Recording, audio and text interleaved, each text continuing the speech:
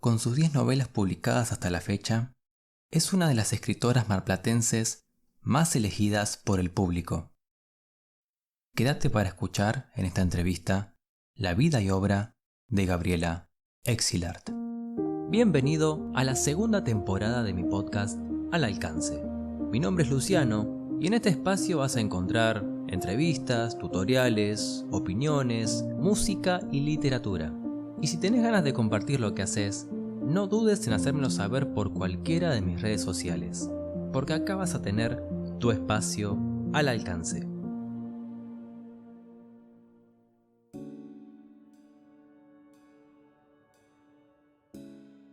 Bueno, damos comienzo a la entrevista.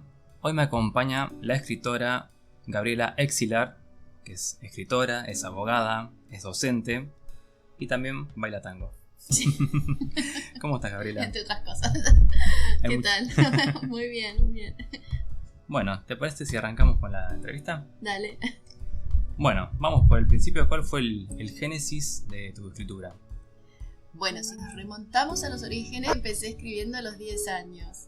Mira. Sí, por eso son los orígenes, los verdaderos orígenes que poca gente conoce. Sí.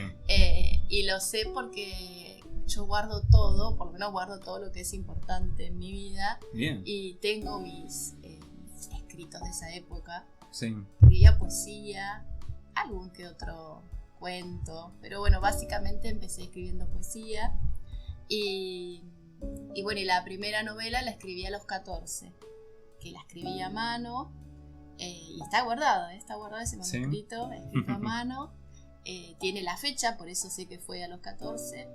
Después lo pasé en la máquina de escribir, máquina viejita. Sí.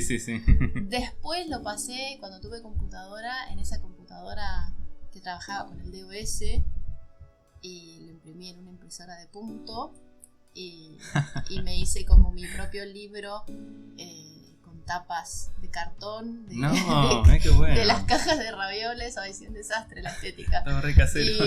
Y unos anillos, los que se usaban para las carpetas. Sí. Así que bueno, esa fue la génesis, ¿no? Desde chica siempre escribiendo y bueno, y después también tenía mi libro de poesías.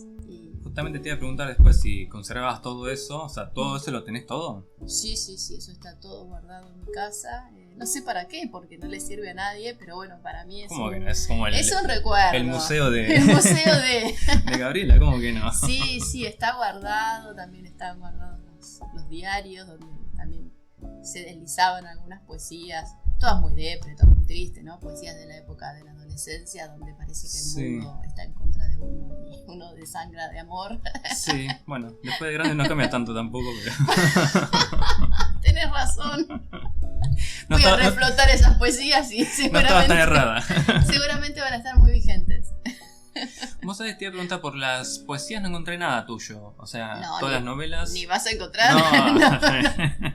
Son todas iguales. No es que busqué mal también. Todas estaba triste, el mundo no me entendía, el amor no me sonreía, como que, ay, son re bajón. Así que, no, jamás se me ocurriría publicar poesías, porque además yo le llamo poesías, porque bueno, para mí eran poesías, pero obviamente no tienen...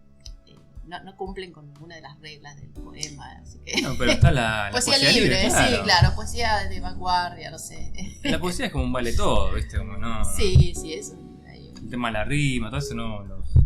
contar los... ¿cómo se dice? Los versos. Sí, la métrica, la rima, no. Creo que hay una sola que cumple con métrica y rima, pero en realidad a mí no me gusta ese tipo de poesía, a mí me gusta la poesía más libre. Y quizás por eso escribía eso también, ¿no? Claro.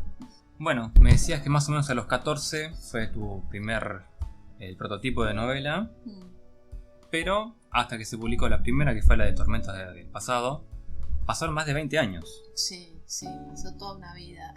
¿Qué pasó en esos 20 años? ¿Por qué no...? Y lo que pasa es que para mí la escritura siempre fue algo, fue algo terapéutico, algo muy mío, un mundo interno muy profundo y muy guardado. Siempre fui muy celosa de todo eso. Sí. No lo compartía. Es más, muy poca gente sabía que yo escribía. Ajá. Sabía que escribía mi hijo mayor, que es el que por ahí conocía esas ansias de publicar cuando yo decidí que quería publicar, Sí. pero antes de eso nadie sabía que yo escribía. O sea, ni mi familia no tenía ni idea. Cuando yo dije voy a publicar un libro, como que fue Todo nada. ¿qué pasó? ¿Qué nos perdimos? Sí. Entonces, bueno, todo lo que yo tenía escrito estaba muy guardado y bueno, recién en el año 2007, ahí yo dije, bueno, quiero publicar, y fue a raíz de que la conocí a Florencia Bonelli. Ajá. Pues yo leía mucho novela romántica histórica, pero de autores extranjeros. Isabel Allende, algo de eso. Sí, Isabel Allende y bueno, de Nora Roberts y todas novelas de regencia. No había leído a ninguna autora argentina que escribiera ese género. Sí. Y para un cumpleaños me regalaron un libro de ella. Y yo dije, wow, esta autora es argentina y escribe las novelas que a mí me gusta leer. En ese momento ella escribía novela romántica histórica argentina. Uh-huh.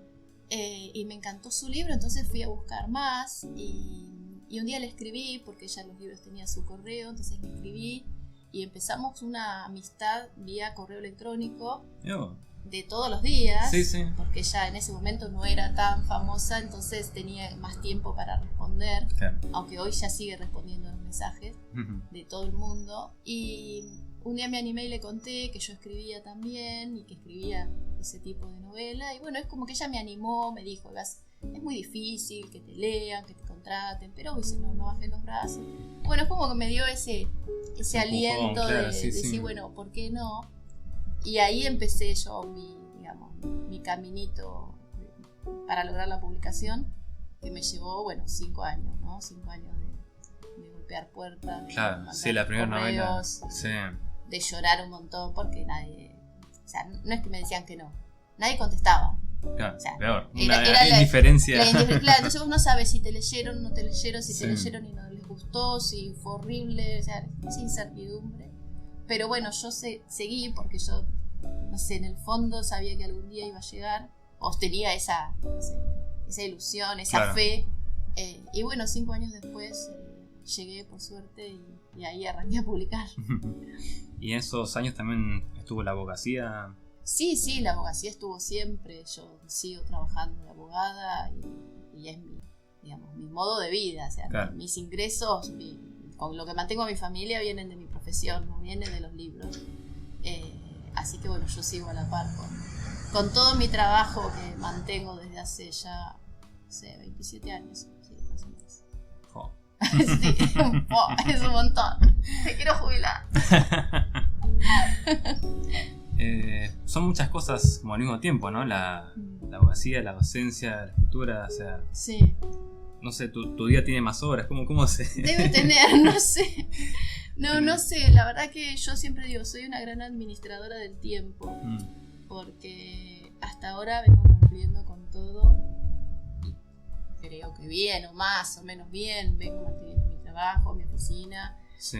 mis clases, También coordinas un mis taller hijos. de literaria, ¿puede ser? Sí, tengo mi espacio de taller de escritura. El año pasado tuve 3 cursos ahí, más los virtuales, más las clases de taller de escritura de los adultos mayores del PUAM, que bueno, durante 4 años fui docente de ahí. Ahora ya para este año renuncié porque no me dan los tiempos. Claro, sí. Y bueno, Demasiado. algo tenía que dejar con mucha tristeza, porque realmente trabajar con los adultos mayores para mí fue maravilloso. Fueron 4 años de aprendizaje mutuo y se formaron vínculos muy lindos. Pero bueno, algo tenía que dejar porque Claro. ya no Sí, demasiado. no me quedaba margen para escribir y bueno, yo quiero dedicarle más tiempo a la escritura, así que vamos por ese lado. Muy bien. Y la milonga no se toca, ¿no? No es La negociable. milonga no se mancha. Eso no es negociable de ninguna manera. Se duerme menos, pero se baila casi todos los días, te diría en verano, casi todos los días, menos los lunes. ¿Qué vas a hacer de milongas? Porque también veo que se forma a veces en la costa misma. Hay gente que baila. Ayer estuve en la costa. Ah, mira, sí. Sí, ayer estuve en la costa. Estas noches así hermosas son Hermoso, ideales. sí. Ayer no había luna llena, pero estuvimos el mes pasado con la luna llena bailando ahí frente al mar en la playa Alfonsina, Ujú. en la planadita que hay arriba. Claro, sí. Sí, es muy lindo eso. Sí. Bueno, hablemos un poco de la primera novela, Tormenta del pasado. Si mal no recuerdo, 2011 fue la 2012. 2012. Sí, 2012, que el año pasado se cumplieron los 10 años, así que también se sacó una edición aniversario. Ajá. Sí, una edición, digamos, revisada, corregida y bueno, con una estética casi igual, pero con un detallecito aniversario en la portada. Claro. Así que sí, 10 años, increíble. Y yo siempre agradezco esa primera novela, ¿no? Que cayó bien, que gustó, que fue muy vendida, porque claro. Fue la que me abrió la puerta, si no... Y aparte de la que más costó, la que fue a romper el hielo. Sí, la verdad que sí, una novela a la que le tengo mucho cariño, si bien siempre digo, no es mi mejor novela, porque bueno, creo que 10 años después algo evolucioné. Bueno, claro, eso habla bien de vos, porque hay como un crecimiento tuyo, que decís, bueno, sí. O sea, esto está bien, pero hoy lo haría mejor. Por supuesto, sí. No, lo que pasa es que además yo como no vengo del lado de las letras, siempre escribí distinto, por pulsión, no sé, por algo que viene muy de adentro. Sí. Pero bueno, a partir de que empecé a publicar es como que también me empecé a preocupar para que mis novelas cada día fueran mejores, entonces empecé a estudiar, a tomar cursos, talleres, a incursionar un poco más en lo que es técnicas narrativas, sí. Para tener otras herramientas y bueno, y tener una mejor producción. Así que bueno, en todos estos años yo creo que algo evolucioné y también para los talleres, porque como coordino talleres de escritura, yo a los alumnos les tengo que brindar cada día cosas mejores claro. Y tengo gente que viene conmigo desde el 2015 o que viene desde el 2020, entonces hay que reinventarse para siempre estar con algo nuevo y bueno, eso le sirve tanto al que viene al taller y a mí, por supuesto, para mi propia escritura. Encima justo elegiste un género, o sea, sos escritora, historiadora y también un poco periodista. Y hago un poco esto. Sí, no soy ni historiadora ni periodista, pero o sea, hago de. Para este género, claro. Hago de, sí, la verdad. No solamente inventar una historia y listo y... No, porque hay que investigar un montón y a veces sí hay que entrevistar gente. Yo me acuerdo que cuando escribí Con el corazón al sur, que es una novela que es de las más contemporáneas, sacando la última, ¿no? Sí, de los 70 creo que es, ¿no? Claro, está ambientada en 1978, en la época de la dictadura, y yo quería hablar sobre el exilio. Sí.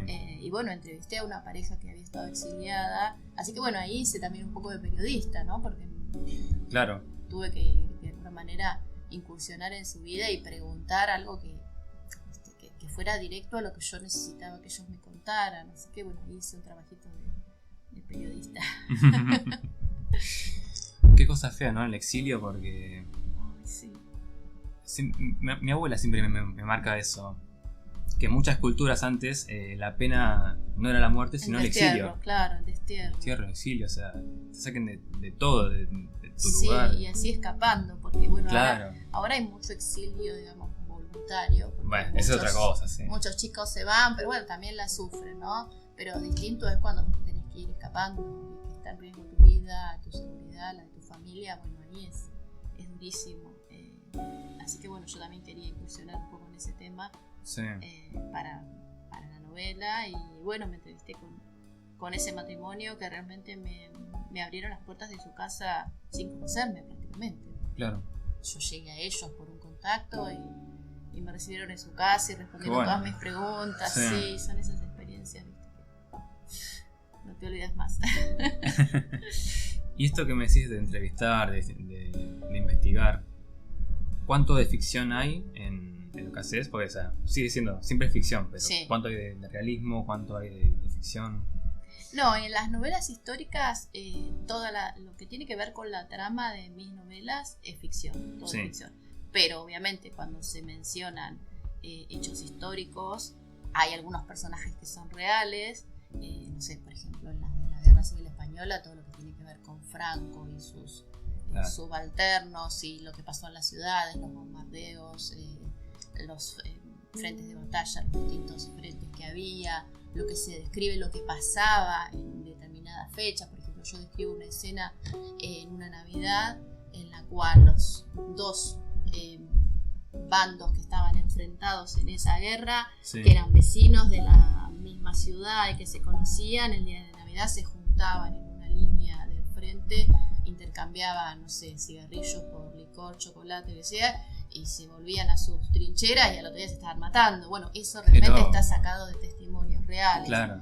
Que yo lo pongo en mis personajes, ¿no? Entonces, yo siempre digo, la trama es ficción, que convive con ciertas situaciones que realmente ocurrieron y con personajes de la vida real de ese momento, ¿no? Pero bueno, yo nunca, hasta ahora, excepto en El susurro de las mujeres, que ahí me meto un poco más con una persona real y la hago convivir con mis personajes.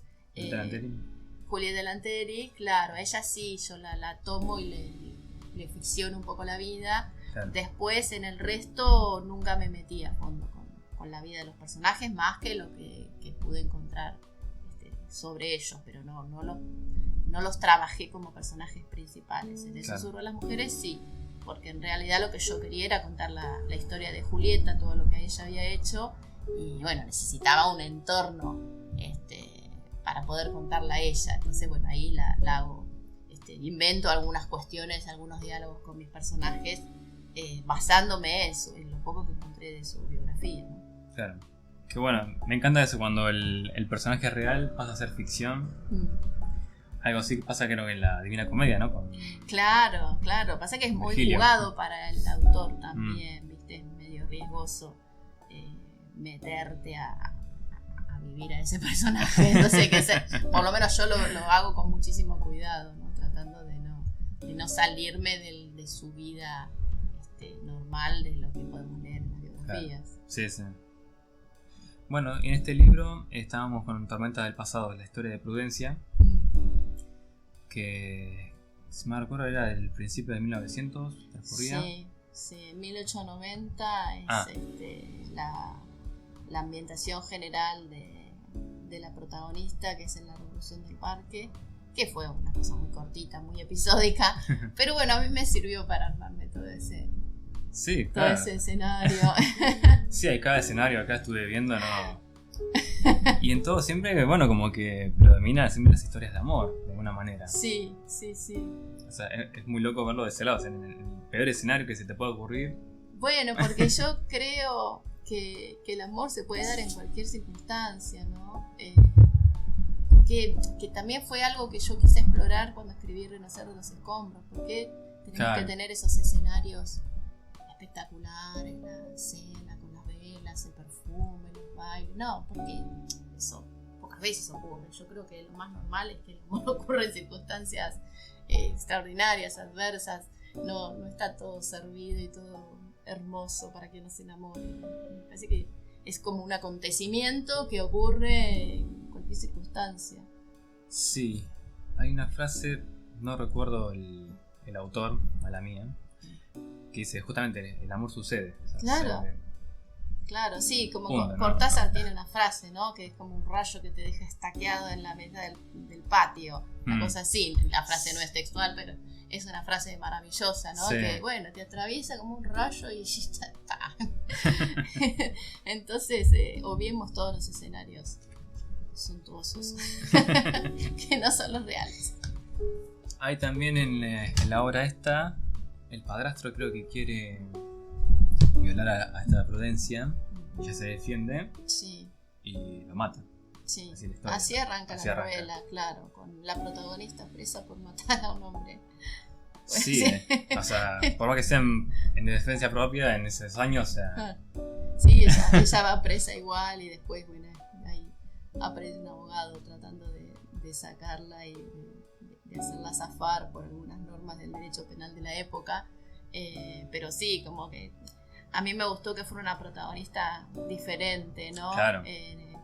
No sé, no es normal encontrar una novela romántica, o por lo menos en esa época, donde la protagonista estaba presa por matar a un hombre. Bueno, a mí me gustó jugar un poco con eso también, que fuera otro tipo de personaje, ¿no? Claro. Que no sea el estereotipo de las novelas románticas. Si bien Tormentas del Pasado es una novela que cumple con todos los requisitos de la novela romántica tradicional, no quería que lo fuera tanto, ¿no? Claro, si no se vuelve muy genérico y claro. como todo lo mismo, claro. Sí. Le metes ahí tu toque. Pero bueno, yo sé que cumple con todo lo que tiene que cumplir la novela romántica, y por eso, bueno, las que siguieron después, yo traté de alejarme un poco de ese estereotipo, que no fuera todo tan predecible. Claro. Porque a mí como lectora no me gusta que sea todo predecible, que ya sé lo que va a pasar, quién se va a quedar con quién. Bueno, trato de que eso no ocurra en mi novela. También está el personaje de Sor Renunciación. Sí. Es ahí como Los Miserables, que también ahí aparece un cura, algo así, que es como que el que le da la esperanza.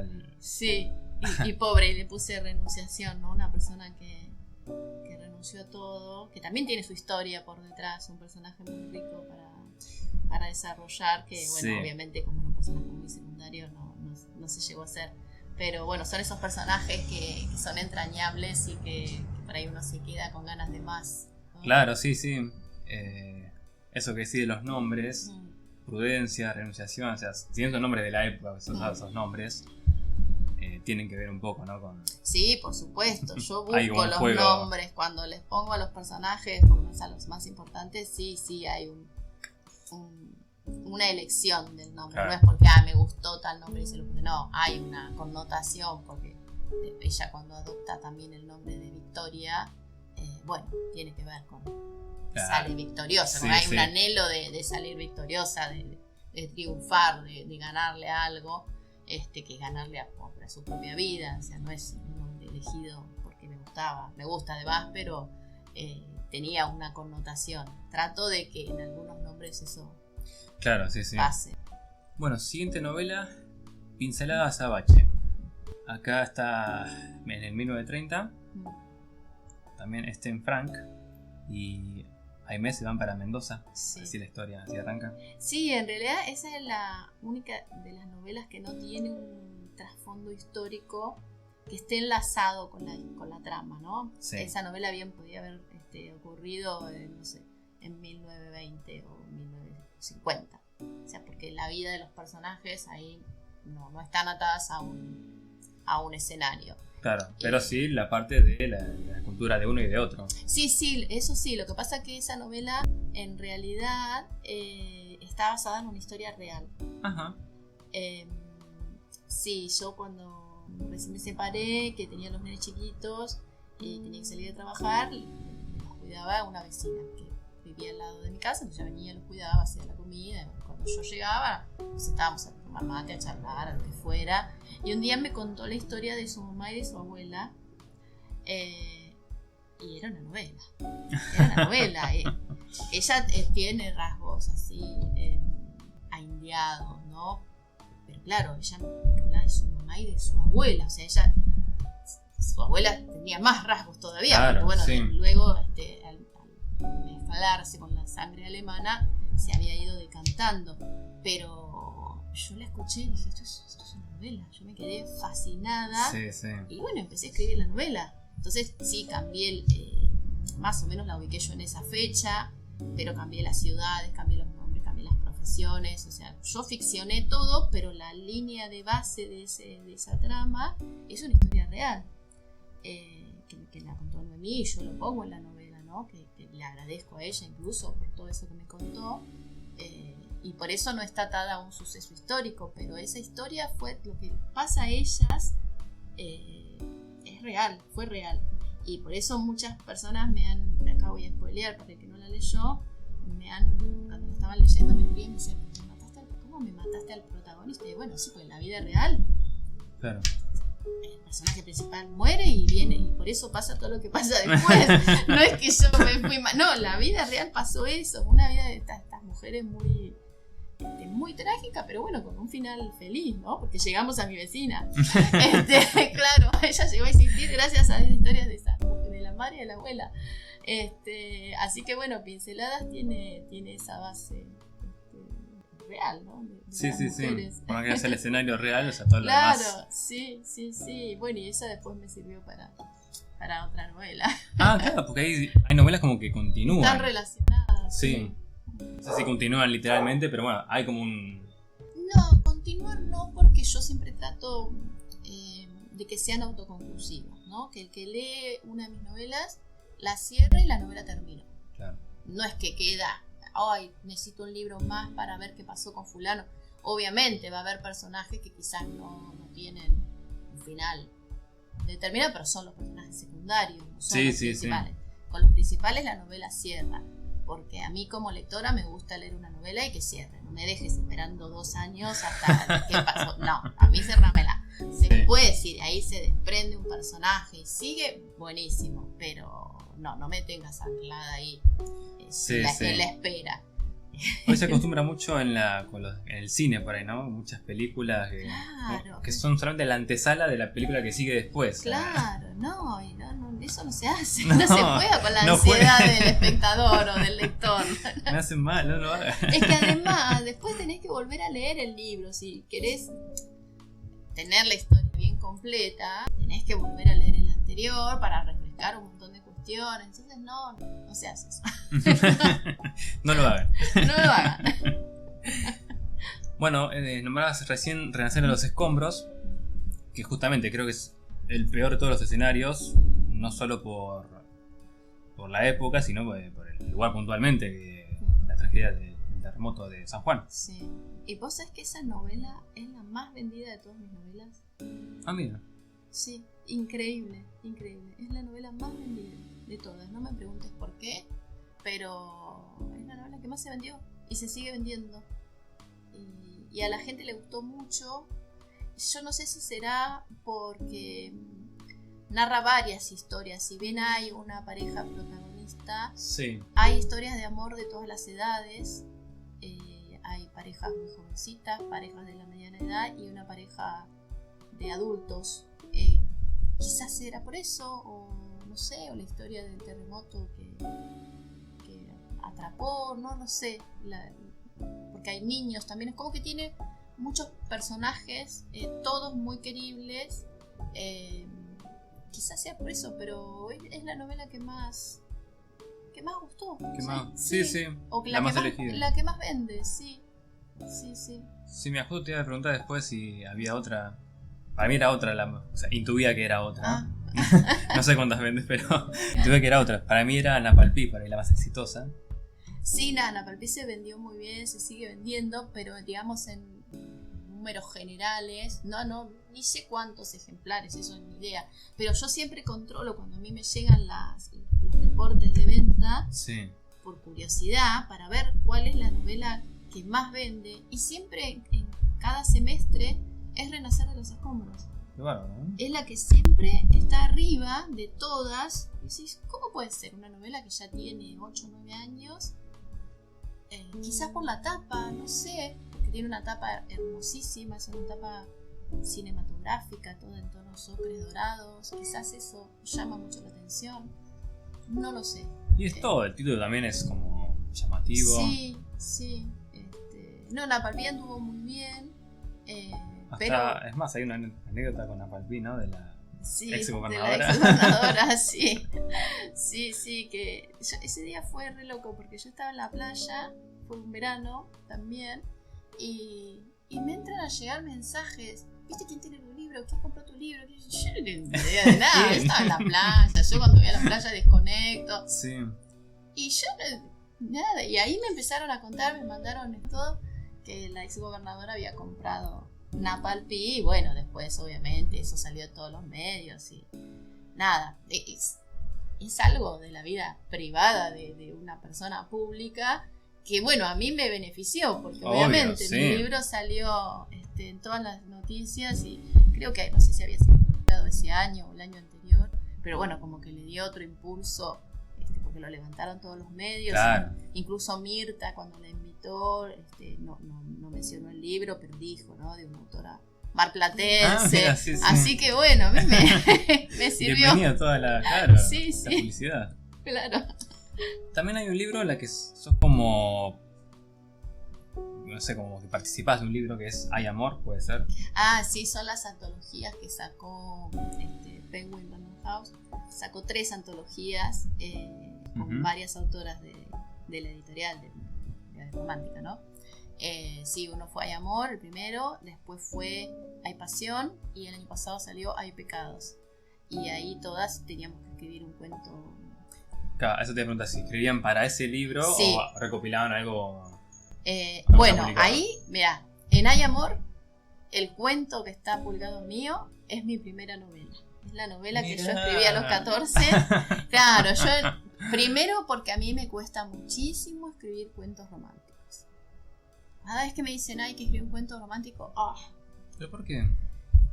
Primero porque no puedo escribir a pedido. Ah. Yo escribo cuando siento algo, no sé cómo explicarlo. Me Sí, tiene sí. que salir de adentro, me tiene que... O sea, es como una especie de adrenalina, de inquietud, de ansiedad que yo siento por dentro con respecto a un determinado tema. Si a mí no me pasa eso, no voy a escribir algo lindo. Entonces, si me piden, tenés que escribir un cuento romántico. Y segundo, que a mí el cuento romántico no me gusta. A mí me gusta la novela. El cuento, Sí.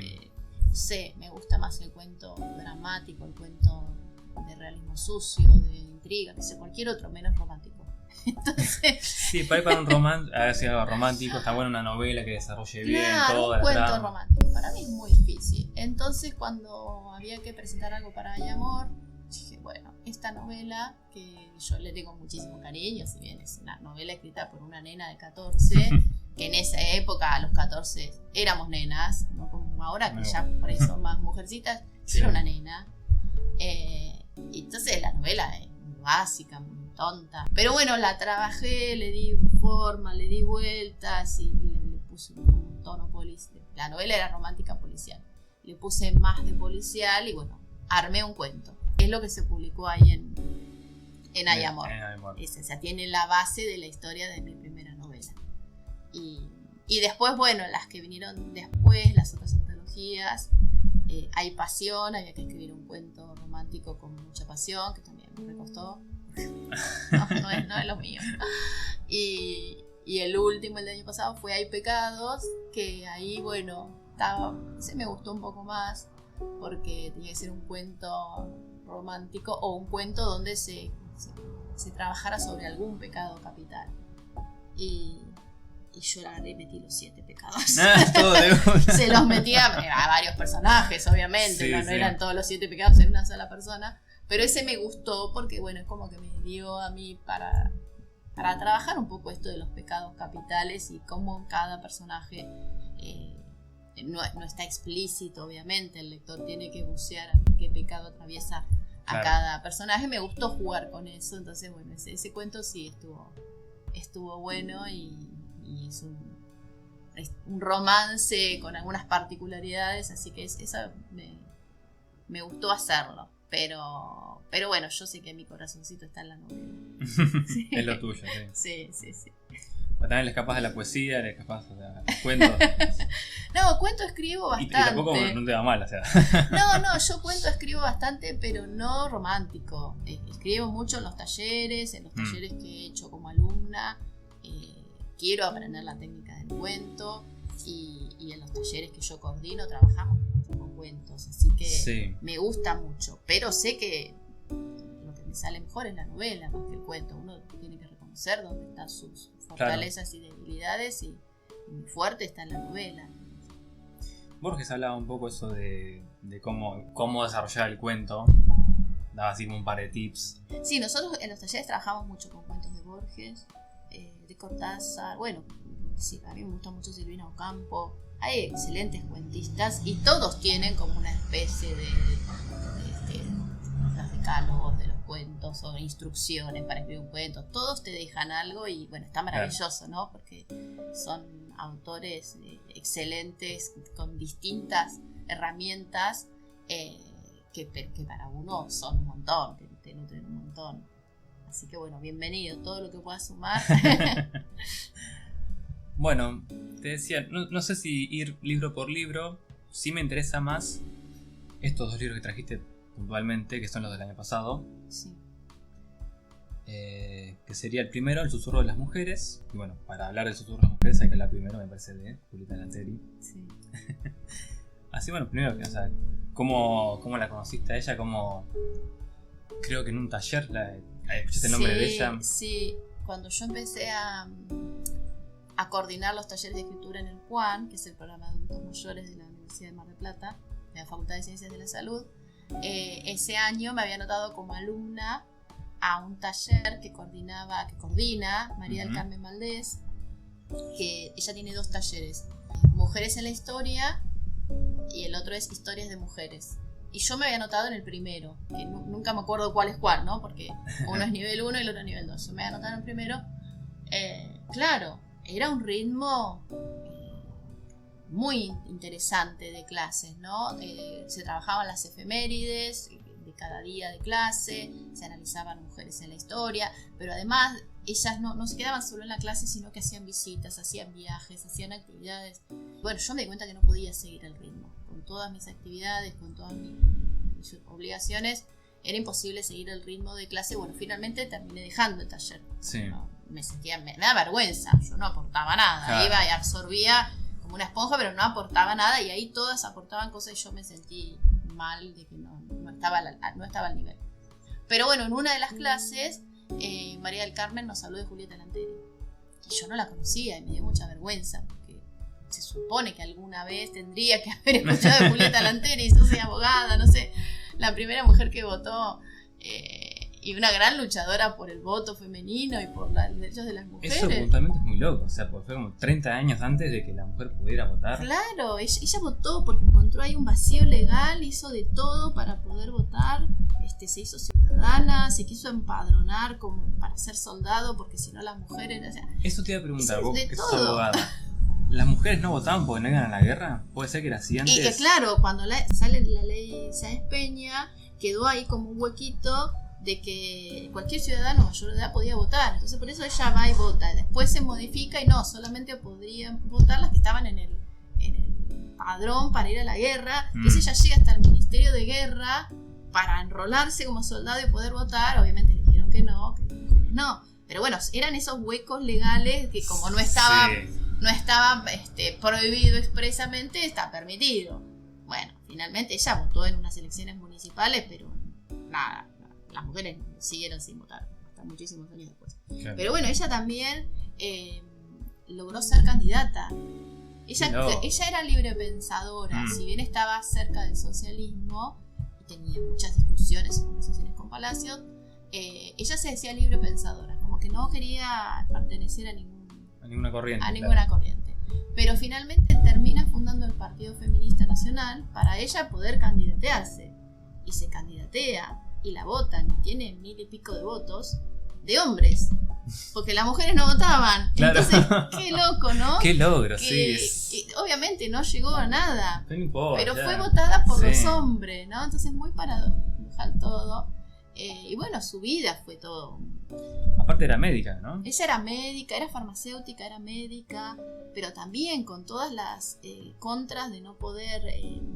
Primero que bueno, no la dejaban estudiar, después no podía ejercer, solamente tenían que atender mujeres o dedicarse a la pediatría, porque en la época se entendía o se supone si la mujer tocaba el cuerpo de un hombre era asimilada a una prostituta. Claro. O sea, las mujeres tenían que atender mujeres, dedicarse a la obstetricia, a esas ridiculeces de la época, ¿no?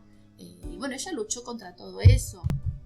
Tampoco pudo dar clases, ella le invitaron a participar de una cátedra de neurología, un profesor la invita a ser adjunta de su cátedra, nunca pudo acceder, hizo de todo, llevó a cabo todos los procesos administrativos, judiciales, y bueno, terminó diciendo que no porque era mujer, en definitiva. Claro, entonces no pudo dar clases en una cátedra, pero bueno, ella no bajaba los brazos, ella seguía, era como un tractorcito. Y bueno, y sus métodos, ¿no? de armar el Congreso Femenino Internacional, todas las ponencias que se escribieron, yo me refiero a ella, pero bueno, muchas que estaban con ella, Cecilia Gerson, que fue la primera mujer médica, las abogadas, las computadoras, proyectos de ley en defensa de las mujeres, en defensa de los ancianos, de los niños, la higiene en la prostitución, la higiene sexual, ¿no? Hoy hablamos de la ESI que se sigue discutiendo, si bien ya está instalada, hay todavía algunos sectores que se oponen a eso. Ellas ya lo planteaban en 1910. Claro, ellos hablaban de reproducción y de salud o sea que no es nuevo lo de la ESI, ellas también lo planteaban, hablaban del aborto, de la maternidad responsable, un montón de divorcio, un montón de temas que luego obviamente se fueron legislando, pero sobre los cuales hoy todavía algunos siguen generando debate, ¿no? Sobre todo el tema sexual y el tema del aborto. Sí. Y ellas ya lo planteaban en 1906, que fue uno de los primeros congresos.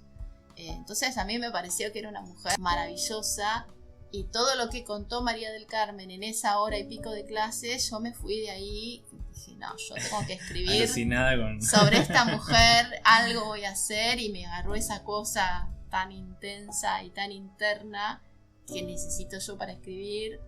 Y bueno, y ahí armé toda una trama alrededor de ella, alrededor de Julieta, para escribir la novela. Sí, porque encima no es la protagonista, si se quiere. No, pero es un personaje fundamental. O sea, no es la protagonista porque, bueno, yo no podía ficcionar más que lo que se conoce. O sea, no podía ficcionar su vida. Yo no le podía inventar un romance, no le podía inventar nada que no fuera de su vida real. Entonces, bueno, armé toda una trama con personajes protagónicos, pero alrededor de ella. Claro, dos hermanas, ¿no? Son dos hermanas. Fiorella y Gianna. Sí. Y bueno, y la novela también arranca con un femicidio, que bueno, en esa época no existía esa palabra, sino que un crimen pasional o un crimen que no se sabía por dónde venía. Sí. Pero bueno, es lo que hoy llamaríamos un femicidio. Entonces, bueno, también me gustó, ya que era una novela sobre la lucha por los derechos de la mujer, que arrancara con un asesinato de una mujer, ¿no? Claro. Es como tu novela por ahí más explícita en cuanto a la pasión, si quiere, ¿no? Sí, ahí retomé un poco esa pasión que... te han pedido ahí en el otro. Sí, hay pasión. pero en realidad, claro, pasa que en las últimas novelas, en las anteriores, es como que ya medio que me cansa escribir novela. Me cansa escribir las novelas, las partes románticas, las partes del encuentro íntimo. Claro. Me aburre un poco, Sí. porque ¿qué voy a aportar de nuevo? O sea, ¿no? A mí me gusta por ahí más desarrollar la trama, los conflictos, todo el entorno que se genera, más que el encuentro de la pareja. Como que me está costando la parte romántica de las novelas. Aparte está bueno, o sea, dejarlo como la imaginación del lector, la parte Sí, esa. ¿para qué? No hace falta ser explícito. Claro. Pero bueno, en esta novela... Más o menos sabemos todo en qué consiste eso. Claro, y me parece que a mí me gusta trabajar quizás otros aspectos de la trama, más claro. que el tema de la pareja. Me está costando la parte del romance. Pero bueno, en esta novela ameritaba que así fuera, porque las mujeres están reclamando derechos, están reclamando igualdad, están reclamando libertades. Entonces, bueno, una de las libertades sobre las que se trabaja es la libertad sexual. Claro. ¿No? ¿Por qué el hombre sí y la mujer no? ¿Por qué la mujer no puede disfrutar de su sexualidad? Entonces, como es un tema de la novela, forma parte de uno de los temas de la novela, y bueno, yo tenía que plantear distintas situaciones. Sí. Entonces, bueno, hay personajes que son más liberales, hay personajes que viven esa unión sexual con culpa, como algo prohibido, como algo que está mal, y hay personajes que animan un poco más a que, bueno, no está mal, es parte de la naturaleza. Entonces, bueno, por eso como que tiene algunas escenas íntimas más detalladas, pero bueno, que tienen que ver con cómo viven estas mujeres la vida sexual, ¿no? Entonces, bueno, era necesario para la trama de la novela. Claro, sí. Y sí, como las otras novelas mías no tenían casi encuentros descriptos, se notó por ahí un cambio. Pero bueno, yo siempre digo, es porque la trama lo necesita, si no, ¿para qué? Claro, sí. Y este mismo año, o sea, el año pasado, sacaste el otro libro que es Expulsión. Sí, justo en diciembre. O sea, si tenés el trabajo, la docencia, sacaste 2 libros en un año. Sí, pero en realidad cuando el libro sale, el libro no es que se escribió ahí nomás. No importa, o sea, es un trabajo. Sí, estas novelas fueron escritas en el 2020. 2020, año de pandemia, primer año de pandemia, sí. Todos encerrados, sin demasiada actividad social, casi sin trabajo, porque en mi caso los abogados no éramos considerados esenciales, entonces como que tampoco, en un principio no éramos esenciales, tampoco podíamos salir, no podíamos ir a nuestra oficina, hubo toda una adaptación al trabajo virtual, hubo muchos días de asueto, de suspensión de términos, entonces bueno, encerrado todo el día en mi casa, éramos 5 encerrados en mi casa, solo uno salía a trabajar, y bueno, yo era, o escribía, o me internaba por loca, que bueno, igual, no me internan, pero algo de locura hay, pero la gente no se da cuenta. Bien. Entonces yo en el 2020 escribí muchísimo, estaba todo el día escribiendo, tenía toda esa cosa encima que me tenía que sacar de adentro.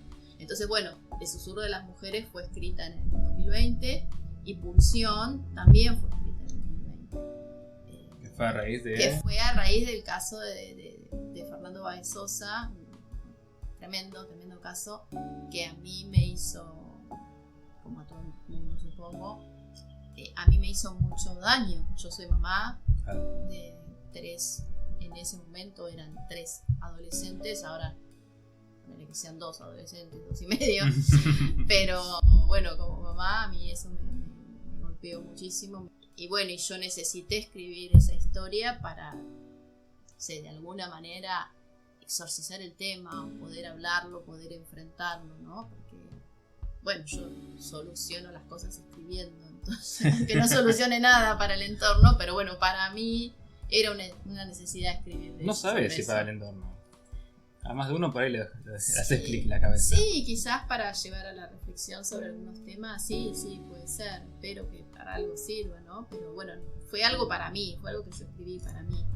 Sí, aparte lo encaraste de una forma bastante rara o particular, que es de la visión de la madre de uno de los... Sí, el tema fue así.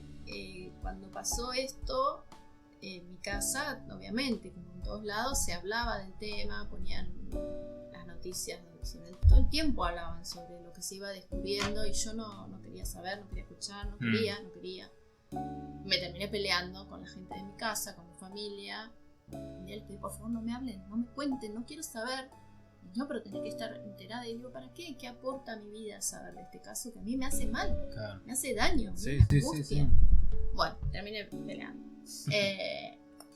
Y un día vinieron unos amigos a comer en plena clandestinidad. Nos reuníamos con unos amigos y obviamente ellos sacaron el tema en la mesa, en la cena. Si maestro, queda la comida acá. Y yo no pude decir nada porque a la visita no les voy a prohibir hablar de algún tema. Y claro, cuando se fueron, quien era en ese entonces mi pareja, se reenojó. Dice, claro, nosotros nos prohibís hablar, a ellos no les dijiste nada. Y yo no, en la visita no le puedo decir que de este tema no se habla. Entonces, bueno, se armó todo en mi casa de que estábamos todos peleados con todos, encerrados. Encima encerrados. Pues, y yo dije, bueno, no puede ser, este problema es mío. Yo no les puedo prohibir a los demás que hablen, que vean que, bueno, yo de esto me tengo que enfrentar a esto. Claro. Entonces me enfrenté a esto y empecé a buscar yo noticias y a verlo, hacerme pelota viéndolo y a escribir. Y claro, cuando me dije, voy a escribir esto para sacármelo de encima, no me podía poner en los zapatos de la mamá de la víctima. Era imposible, nadie quiere estar en ese lugar. Entonces, bueno, pensé eso, ¿qué me pasaría a mí si yo me levanto un domingo y me llama por teléfono y me dicen que uno de mis hijos está preso porque mató a otro chico? Claro. En esa voz de esa mamá a la que le pasa eso, ¿no? Sí. Y me metí tanto en ese personaje, me hice tantas preguntas y empecé a indagar en mi relación con mis hijos, cuánto los conocía yo, de lo que hacían ellos afuera. Igual en ese año no hacían nada, entonces hacían todo virtual, pobrecitos. Hacían volei virtual, pobres, encerrados en una habitación, una cosa espantosa. Pero bueno, yo me puse en ese rol. Bueno, ¿qué hacen ellos afuera? ¿Cómo son sus relaciones con sus amigos? Porque uno conoce a los amigos más íntimos, pero los que están afuera no los conoces. No sabes si tu hijo es líder, si es liderado, si todo lo que vos le diste realmente lo capitalizó y afuera es otra.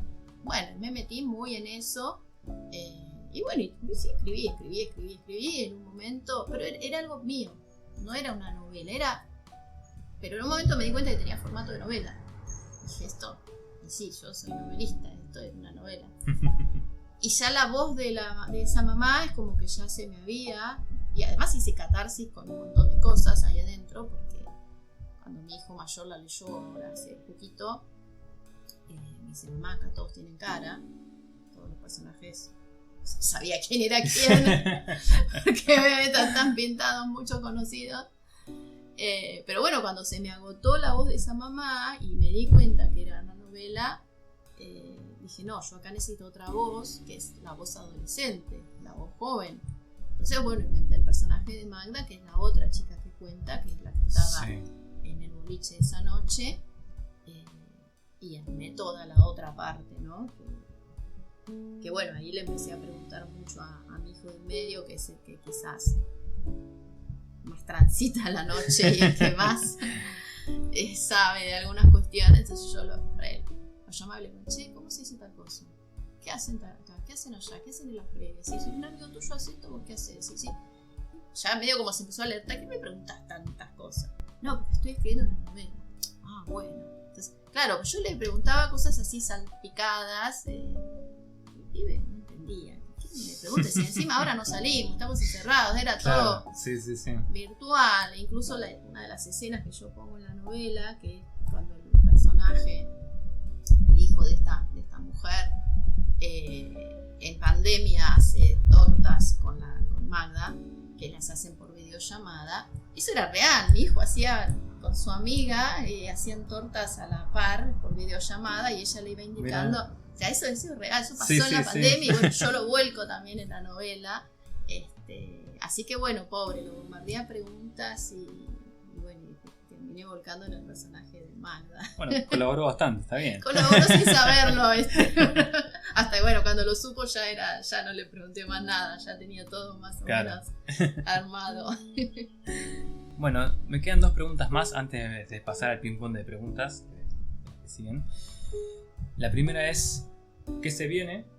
¿Qué se viene? ¿Tienes algo ya en mente? Sí, está en mente. No, ya está terminada, la novela ya está entregada. Bueno. No, sí. Yo te digo, por eso te digo, el año de pandemia fue súper productivo. Buenísimo. Escribí muchísimo. Se viene no una continuación, porque como dijimos hoy, las novelas mías cierran, pero en El susurro de las mujeres, yo ahí dejo un personaje que lo dejo solo.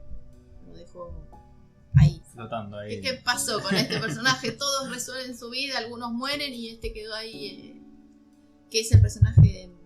Bueno, no vamos a decir, porque el que no leyó la novela no vamos a decir. Bueno. Pero bueno, hay un personaje que queda solo. Y me pasó que cuando terminé de escribir El susurro de las mujeres, estaba tan entusiasmada con el tema, con Julieta y con la cárcel de Ushuaia, porque también ahí el personaje, el asesino, va a parar a la cárcel de Ushuaia, la cárcel del fin del mundo, donde yo cuento toda la génesis de la cárcel, todo lo que pasaba con los presos y los presos políticos, que en realidad los presos políticos fue más en la década del 30, pero bueno, todas las torturas y todo lo que les pasaba a ellos, yo me quedé muy enganchada con eso, con Ushuaia y cosas que descubrí en la investigación de Ushuaia, y cuando viajé en el museo del presidio encontré ahí un hecho y me traje los libros y dije, bueno, yo después voy a escribir sobre ese hecho que ocurrió en Ushuaia.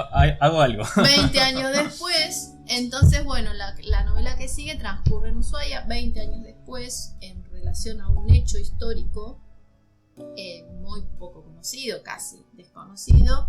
Entonces, bueno, me traigo ese personaje. Hay personajes nuevos que tienen que ver con la comunidad aborigen de la zona, más un hecho histórico, y hay una cuestión policial también. Así que bueno, y esa novela, la particularidad que tiene, mira, yo si vos juntás mis autores preferidos de novela, Isabel Allende, que vos nombraste, Gabriel García Márquez. ¿Por qué? Porque a mí me gusta muchísimo el realismo mágico, me encanta el realismo mágico, el que ellos escriben en especial, y ninguna de mis novelas tenía realismo mágico hasta la que va a venir. Bien. En esa novela hay un poco de realismo mágico, un poquito, porque no puedo igualar a mis grandes referentes. Bueno, eso que lo digan los lectores. Así que esa novela tiene policial, tiene un hecho histórico y tiene realismo mágico. Vamos a ver.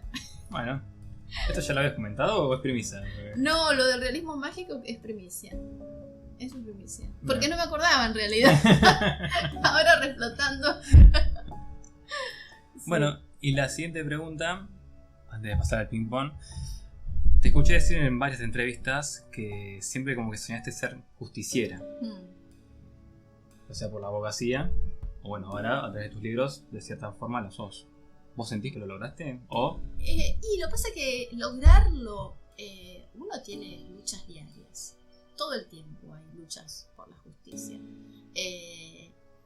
Quizás lo que no he logrado en mi vida profesional, porque yo en realidad quería hacer justicia en el derecho penal. Yo quería ser fiscal. Ajá. Y no me dediqué al derecho penal porque mi mamá en un momento dijo, y no, es un ambiente delicado para la mujer y es peligroso, y yo le hice caso y bueno, me frustré, digamos, en esa parte. Sí. Entonces mi idea de hacer justicia era ser fiscal. Como me dediqué siempre al derecho civil y comercial, bueno, ahí uno hace justicia en cuestiones patrimoniales, en cuestiones comerciales, que no es la idea que yo tenía de justicia. Entonces, bueno, en los libros hago justicia con personajes, con ciertos hechos. Obviamente hay hechos históricos que no han tenido la justicia que se merecen, porque la justicia que llegó respecto a la masacre de Napalpí llegó 98 años después. Entonces, o sea, eso no es justicia. La justicia lenta no es justicia. Pero bueno, yo creo que hay pequeñas reivindicaciones en mis libros que de alguna manera simbólicamente uno hace justicia. Y bueno, y después en la vida diaria siempre hay cuestiones que me desvelan y que uno quisiera poder aportar algo más para que la vida sea justa. Pero bueno, sabemos que eso es una utopía. Sí, bueno, claro, depende la idea que vos tengas de justicia, no sé, si a través de ser fiscal o, claro. no sé, o ser la Mujer Maravilla, no sé, se vuela tu idea. No, uno tiene pequeños logros cotidianos, yo creo que sí. Porque si no, bueno, también sería todo tan hostil y no haríamos nada. Claro. Si uno no creyera que se puede alcanzar algún nivel de justicia, aunque sea ínfimo, y bueno, bajaríamos los brazos, ¿no? Pero bueno, no es mi caso. Yo sigo todos los días ahí, al pie del cañón, buscando la justicia, aunque sean las cosas más chiquitas, ¿no? Y creo que ese es el ejemplo también que hay que dar, porque uno tiene alrededor. Perfecto. Bueno, pasamos al ping-pong de preguntas. Ay, eso es el ping-pong de preguntas. Bueno, ya me asusta. Bueno, está bien. Todos le tienen miedo al ping-pong, así que... Sí, es como que... Ay. La pelota se no veo, desde acá no veo. Bueno, lo pongo así. No, sí, tampoco, si lo sacas no lo voy a ver. Así. Bueno, ¿cuál fue el libro que más te marcó? Que hayas leído, ¿no? Ay, que me han marcado tantos. Que me marcó en qué sentido, por ejemplo. ¿En qué sentís que hay un antes y un después? Bueno, sí. Si vamos al que más cambió mi vida, fue este que te decía de Florencia Bonelli, El Cuarto Arcano, porque cuando yo leí eso, ahí empezaron esas ganas mías de mostrar lo que yo tenía guardado. Yo tengo un montón de novelas guardadas de esa época. No sé, tendré como 6 o 7 novelas más guardadas, sí. Que escribí antes, que obviamente ahora no las ofrecería en ningún lado porque tendría que corregir totalmente, las tendría que reescribir. Pero bueno, yo a partir de esa lectura puedo decir que mi vida cambió porque yo me relacioné con ella y empezó mi travesía, mi aventura para poder publicar. Entonces... de ahí nació Gabriela Escritora. Claro, ahí es como que nació la luz de esperanza de que, bueno, yo también podía mostrar lo que tenía y bueno, me cambió la vida, sí. En ese aspecto. Después, bueno, hay libros que a mí me han marcado, por ejemplo, La Mujer Rota, de Simone de Beauvoir, que me regaló una amiga cuando cumplí 40. Me dice, no, nena, vos sos una amiga más grande. Me dice, no, nena, a los 40 toda mujer tiene que leer este libro, wow. Y sí, vos le decís y dices, bueno, son libros, viste, que te marcan y que volvés a releer pasajes o o los libros a los que uno siempre vuelve, no sé, yo 100 años de soledad, creo que lo leí 3, 4 veces ya, y lo voy a volver a leer, porque es la historia universal en un mundo imaginario y me parece que es maravilloso. Entonces, bueno, hay muchos libros que te marcan en distintos aspectos de la vida. Bien. Siguiente pregunta, sea como un poco lo contrario a esto, ¿qué libro o escritor no recomendás o no de tu agrado? Oh, qué difícil. No sé. Lo que pasa es que lo que no me gusta lo dejo de leer, no lo termino. No podría citar un autor determinado porque ya tengo. O alguna obra, ¿verdad? Que ves que tiene buena consideración, pero sin embargo vos no te gustó. Ay, pero voy a ser políticamente incorrecta. No, pero eso consiste de este espacio. Bueno, por ejemplo, un libro que no me gustó, me pareció excesivamente largo y que fue premio y que es de una autora que es muy reconocida y que a mí no, la verdad, largo innecesariamente y con cuestiones no resueltas, y acá voy a quedar absolutamente mal, fue Nuestra parte de noche, de Mariana Enríquez. Que tuvo mucha prensa, el premio. Yo soy de leer los premios, voy a buscar por lo general los premios para ver qué es lo que a la crítica le gusta. Y realmente a mí no me atrapó la historia, no sé. Pero bueno, está bien escrito. Yo lo que por lo general, o sea, no es una cuestión personal, de gustos, es muy subjetivo. A mí no me gustó, no me dijo nada, nada, me pareció muy largo de gusto. Pero no porque tenga algo contra la autora, porque es lo único que leí de ella, no he leído otras cosas. Quizás leo cuentos de ella y me parecen maravillosos. Lo que sí no leo y que no me gusta o que dejo inmediatamente cuando veo que un libro está mal escrito, que no es el caso de Mariana Enríquez. Cuando un libro no tiene corrección, que tiene faltas, que no está corregido, que no está editado, ahí inmediatamente ya está, ¿no?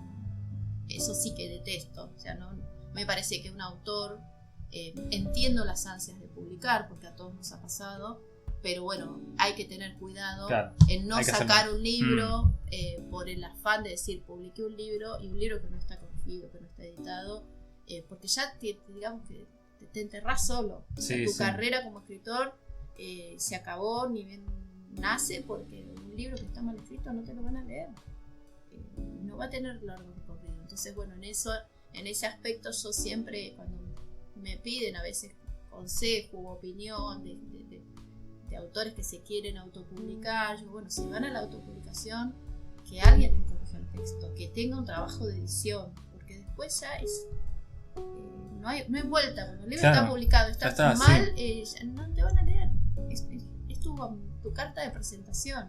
Entonces, bueno, esos libros yo no los leo directamente. Bien. Siguiente pregunta, ¿harías una novela donde seas vos la protagonista? Ya la hice, pero... ¿Ah, sí? ¿Y qué autor no escribió su biografía? A ver. No, una cosa es biografía, otra cosa es una novela. Y lo que pasa es que, en definitiva, por más que sea una biografía, uno termina ficcionando cosas. ¿Por qué? Porque la misma memoria te hace que ficciones cosas, porque hay cosas que no te las acordás textual. Yo hay cosas que me acuerdo y cosas que más o menos las tengo ahí a sobrevuelo, entonces las terminás inventando, las terminás ficcionando. Entonces, bueno, sería una biografía ficcionada. Sí, la tengo, pero no haría una novela donde yo sea protagonista y que sea todo ficción. O sea, escribirme mi propia historia de amor inventada, una cosa así, no, porque no. Sí tengo escrita mi biografía. Bueno, ya la leeremos algún día. No creo que le interese a nadie. Sí, como que no. ¿Cuál fue la novela que más te costó hacer? ¿Qué más me costó hacer? Y bueno, Pulsión me costó a nivel emocional, pero bueno, yo fui al choque con eso, ¿no?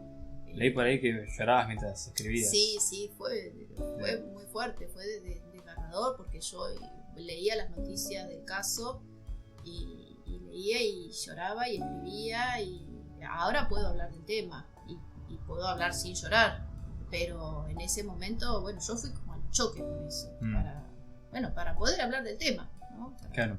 Para poder hablarlo en mi casa y no prohibirle a la gente que mostrara ciertas cosas. Y además, lamentablemente, no es el único caso.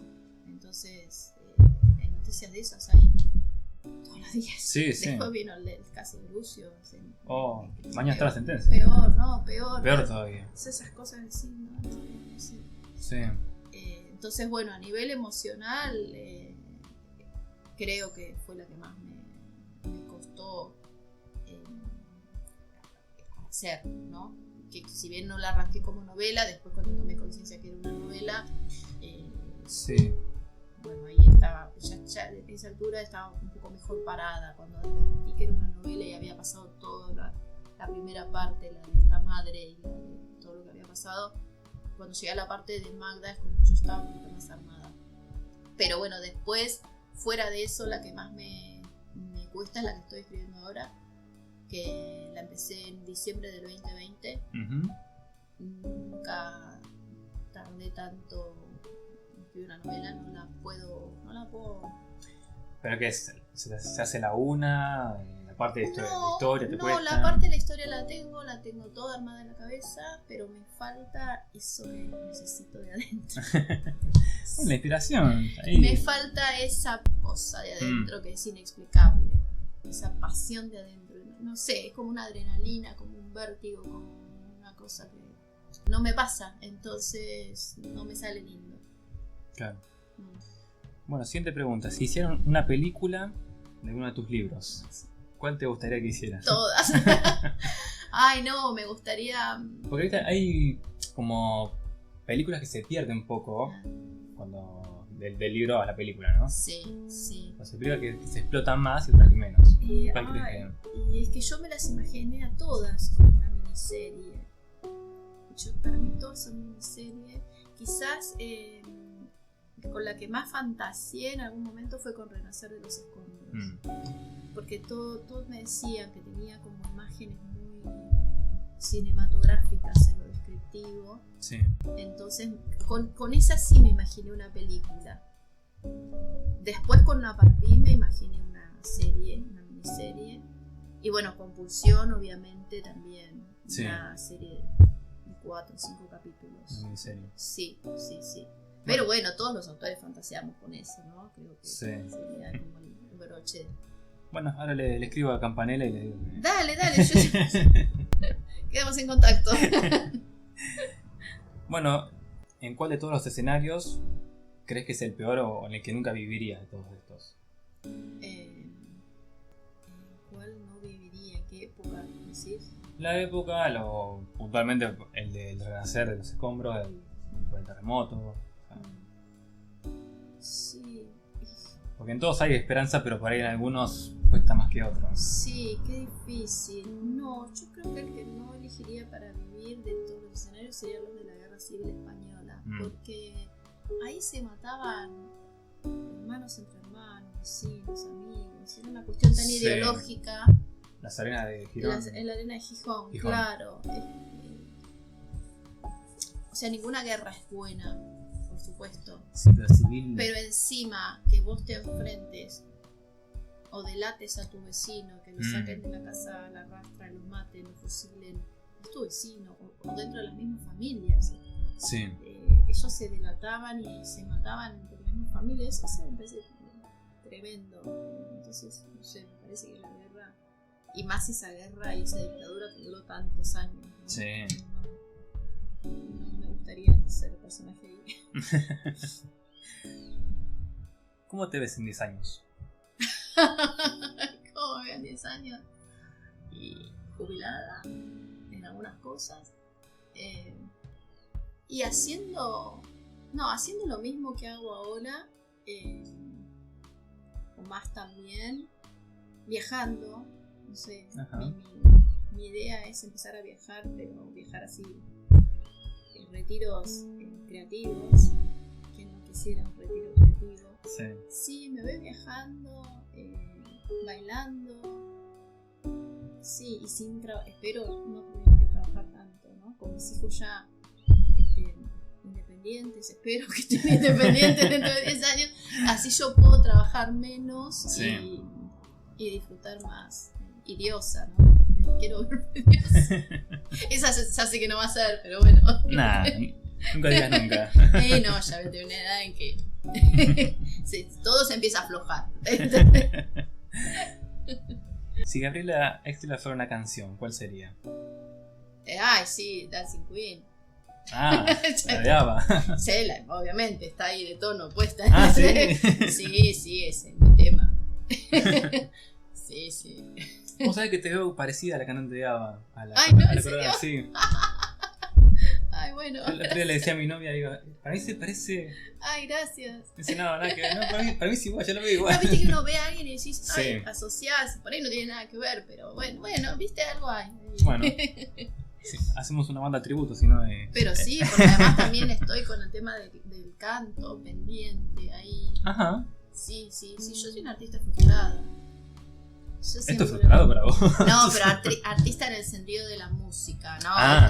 esto no, pero el tema del baile, el canto y eso, también estoy en esa búsqueda, ¿no? Bueno, el baile me hablaron bastante bien de vos. Del Uy. baile. No, bueno, sí, me defiendo. Me falta la parte de cantar y vencer la timidez en ese aspecto.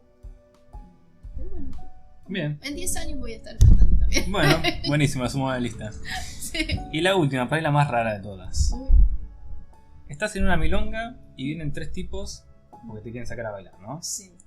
Uno es Stein Frank, el joyero. Y otro es Yorwet, el galés. Sí. Y el otro, Lito Napolitano, el mímico. No, yo no. ¿Por Bueno, qué? aunque no baile tango, pero. No importa, le enseñaba. Esto No, un poco a ver cómo te porque- los imaginás vos a los personajes. Sí, igual no, o sea, yo ahí hubiera preferido que viniera Cauquel, que desde Huelche, más que de Por la Sangre Derramada, creo que Cauquel me gusta más, pero bueno, entre esos tres que me pusiste, O bueno, pues vamos con la York. cuarta opción no, me lo dé el tobillo. No, Otra que porque esa si parte. no se le dice que no a nadie en el baile, se baila con... Así que Venga quien venga, se baila. el descendiente galés. Sí, Muy bien. vamos por ahí. Bueno, Gabriela, muchísimas gracias. No te quiero robar más tiempo. Ya creo que estamos ahí. No, El tiempo que me muchísimas dijiste. gracias a vos. No, gracias Pero a ya has vos. pasado bien. Sí, muy linda charla. Y bueno, me quedaron un montón. Acá tengo todas las novelas que escribiste. Me encantaría repasar todas, pero bueno, por cuestiones de tiempo. No, dejamos que haya quedado intrigado, que vaya y las busque. Bueno, por ahí lo puedo dejar ahí en la descripción. Y para que la gente las pueda ubicar y eso. Bueno. Así bueno, te agradezco y bueno. No, muchísimas gracias a vos.